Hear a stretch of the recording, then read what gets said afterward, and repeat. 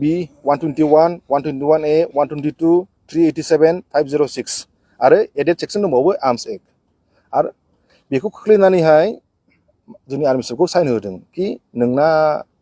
evidence दङ कि नोङो थांनाय बे ब्लाना माथाय एक्जेक्ट आंबो मिथिया दै जिखिजाया गेजेर ससेयाव नुलाबायदोंमोन ब्लाना माबा बड'लेण्ड लिबारेसन आर्मि ना माबा होननाय बे संगठनजों लोब्बा दङ बे दानायाव होननानैहाय बेखौ थारमाने बे नोंखौ बेयाव माबानाय जादों होननानै बुङो आरोखि मानो होनबा नोंना एभिडेन्स दं होननानै जायनाखि एभिडेन्स लाबोदों बिसोरो बिनि नामा जाहैबाय दावहारु मानसिया टंलानि बे मानसिखौ अलरेडि बिसोरो ब्लानि माबायावहाय हमखादों बे मानसिखौ जेब्ला हमो अब्ला बेखौ थारमाने सुथ्रुआ जोंनिया दस्रा हारि नङा दै जोंनि बर'आनो हिन्स होबाय आङो बे मानसिखौ दावहारु जानाखि सिखाव बेखौ थारमाने रिमाइन्डआव लाबोफिननानै जानाखि बुंहोदों खोथाफोरखौ जेब्ला जोंनि आर्मि चिफआ लोगो मोनो खिन्थु दावहारु होनायखौ मानसिखौ सिनाया रायलायफेरनोबो मोनाखै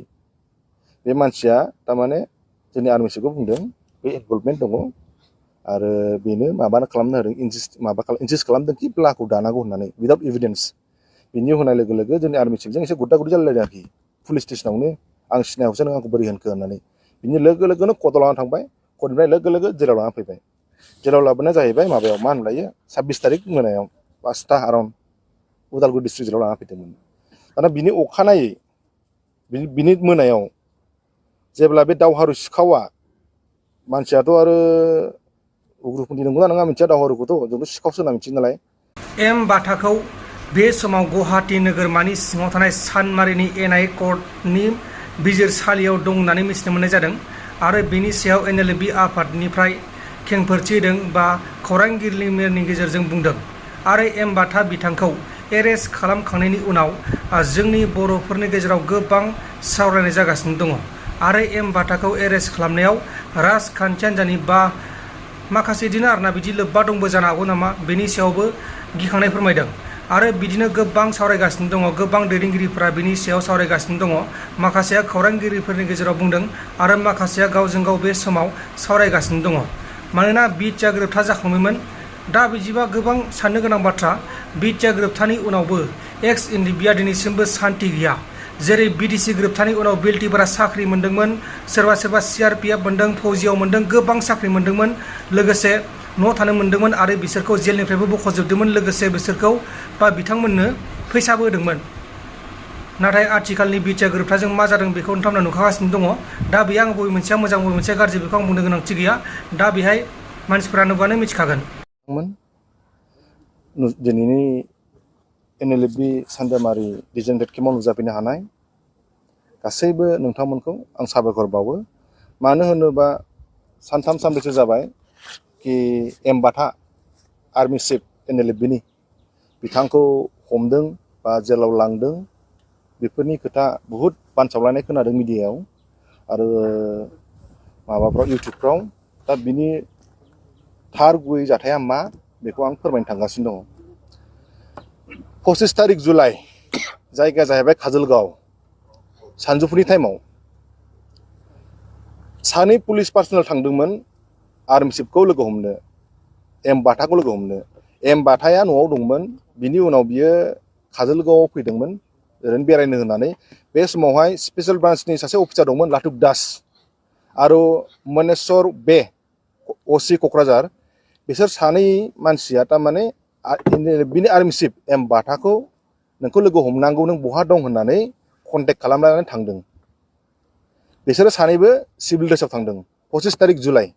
सानजौफुनि टाइम ज' लोगो हमलायनानै रायलायनानै साहा लोंलायनानै चावमिन जालायनानै ओमफ्राय बिसोर 9:30 10:30 गेजेराव फैनानै जिखिजाया बुंफैदों नोंखौ उदालगुरियाव आरो सावरायनो लांनो नागिरदों होननानै बिसोर गारि गंनै फैदों बलेर' बिनिफ्राय आदा बाथाखौ बा जोंनि आर्मि चिफखौ एनएलबिनि आर्मि चिफखौ बिसोरो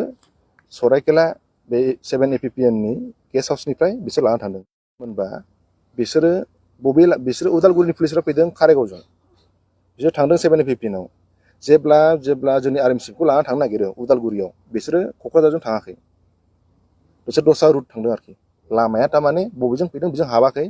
बिसोर थारमाने दस्रा रुट लादों आरोखि बाया बहलपुर खिन्थु जानाखि उदालगुरिनि पुलिस पार्सनेलफोर फैफादोंमोन पुलिस अफिसारफोर फैफादोंमोन बिसोर थारमाने बे बहलफोरनि लामाखौ मिथिया आर्मि चिफखौ ओरैबायदि दारायाव खोख्लैदों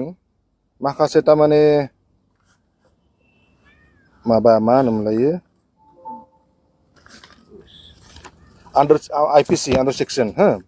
120B 121 121A 122 387 506 आरो एडेड सेक्सन दंबावो आर्म्स एक्ट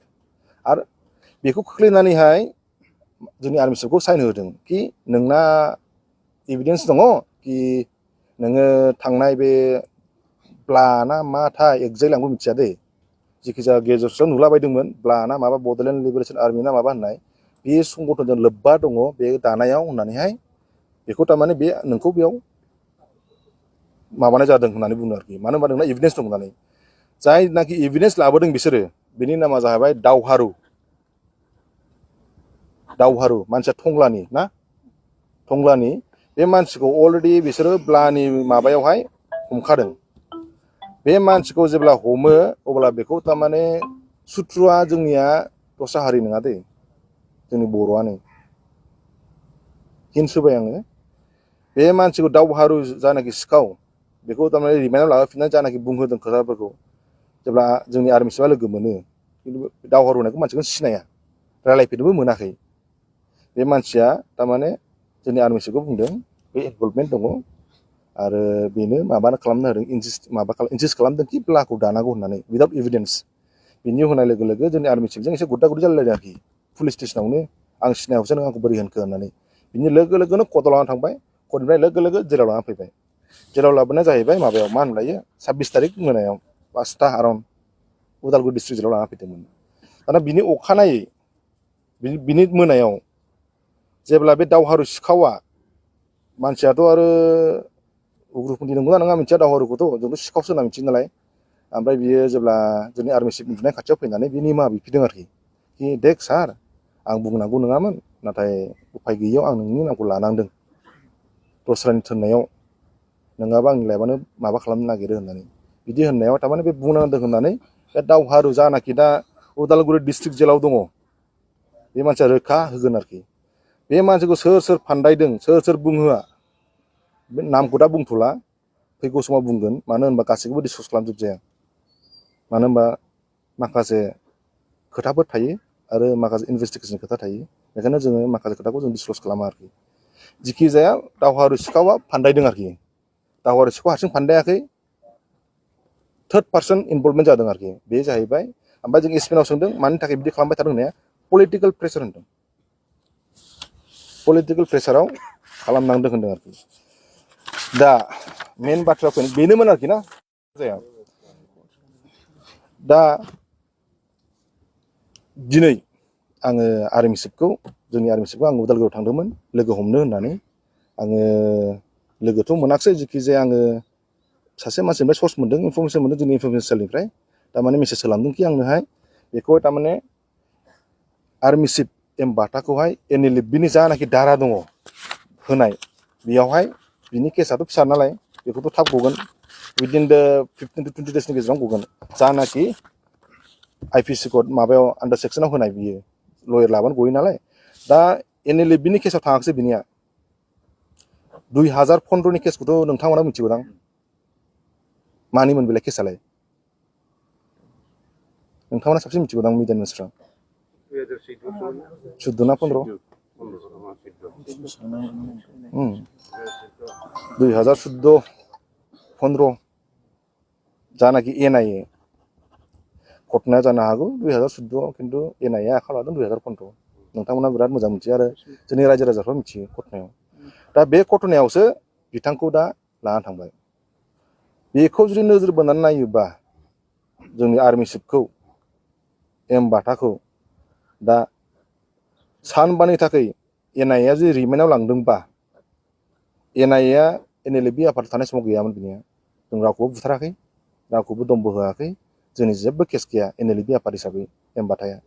नाथाय बिनि केसा NDFBआव थानायाव जादों दा बेखौ जुदि बाव लांबायबा साननांगौ बाथ्राया बेसो बेखौ थारमाने पलिटिकेलाइज माने खालामनो नागिरबाय दा जुदि जोंनि एम बाथाखौ आर्मि चिफखौ NIA जुदि लांबायबा माबायाव लांदों दा मा होनलाय एक्जेक्ट लकेसना माबायाव सानमारियाव बे सिबिआइ आरो एनआइनि कर्ट दंना सेसन जाज ना माबा दङ बे जायगायाव लाना थांदों दा 5 डेसनि रिमाइन्डआवहाय कर्टआव लांनानै लाना थांसिगोन एनआइआ दा दुखुनांथाव बाथ्राया आं बेखौसो बुंनो थांदों जानाखि सान्थि सुक्ति जादोंमोन बिटिआर एग्रिमेन्ट 2020आव दा बेखौ जुदि रेफारेन्स जुदि जों लानानै जुदि नायोबा दा आरो बेखौ जुदि एनआइआव जुदि सोहैफिनदोंबा एनएलएफबिनि आर्मि चिफ एम बाथाया गैयाबाबो 20 बा 25 बोसोर एनडिबिआव मावबोबाय बे गुदुं गुसु गोखा गोखै सोर मा खालामदों सोर मा खालामाखै गासिबो ए टु जेड मिथिजोबो बेखौ जुदि लांबायबा जानाखि दा एनआइए दङ दा एनडिबिनि जानाखि दा बिथांमोना बा बिदामोना बा फंबायमोना दा साननांगौ लागा बिसोरखि बासायगोन दा बे जोंनिखौबो जुदि हमदोंबा बेखौनो जुदि दासिमाव जुदि लांदोंबा बिसोरखौथ' लांगोन बेखौ नुहुरदों आरोखि आङो